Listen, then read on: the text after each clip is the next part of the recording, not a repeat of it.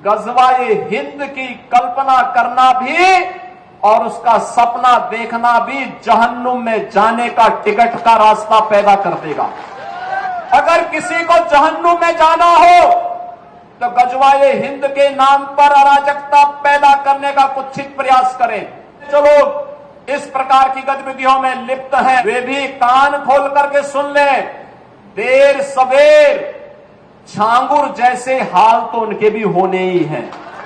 कुछ लोग रहते भारत में हैं लेकिन गज़वाए हिंद का नारा लेकर के भारत के अंदर राष्ट्र विरोधी गतिविधियों को बढ़ावा देने का कुत्सित कार्य कर रहे हैं।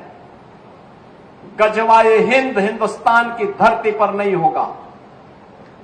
भारत की धरती ये भारत के देवीय महापुरुषों, अवतारी महापुरुषों, देश के लिए अपना बलिदान देने वाले महापुरुषों के आदर्शों से संचालित होगा।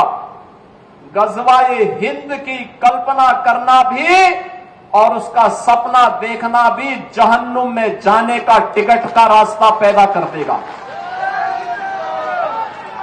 अगर किसी को जहन्नुम में जाना हो तो गज़वाए हिंद के नाम पर अराजकता पैदा करने का कुत्सित प्रयास करें और छद्म रूप में जो लोग इस प्रकार की गतिविधियों में लिप्त हैं वे भी कान खोल करके सुन लें, देर सवेर छांगुर जैसे हाल तो उनके भी होने ही हैं।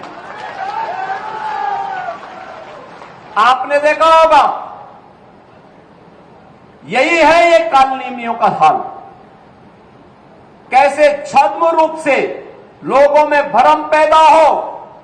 जलालुद्दीन ने अपना उपनाम रख दिया था छांगुर बाबा, जिससे हिंदू भ्रम में रहे, समाज की आंखों में धूल झोंक लेगा, लेकिन पापी कितना भी अपने पाप को छुपाने का प्रयास करेगा, उसका पाप का समय तो पाप का घड़ा भरना ही भरना है और पाप का घड़ा भरेगा इस धरती माता उसको कभी बर्दाश्त नहीं कर पाएगी। और छांगुर जैसे दुष्कर्मियों और राष्ट्रद्रोही तत्वों के द्वारा छद्म रूप से यही कार्य बलरामपुर की धरती से करने का प्रयास हो रहा था। हमें सतर्क होना होगा।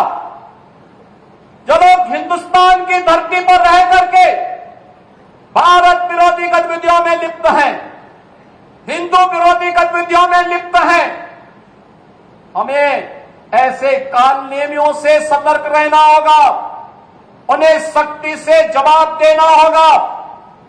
स्थानीय प्रशासन और पुलिस को इसके प्रति सजग करना होगा और समय समय पर इनकी गतिविधियों के बारे में शासन को अवगत कराना होगा, जिससे समय रहते इनकी नाजायज गतिविधियों पर सरकार पूरी तरह नकेल कस सके।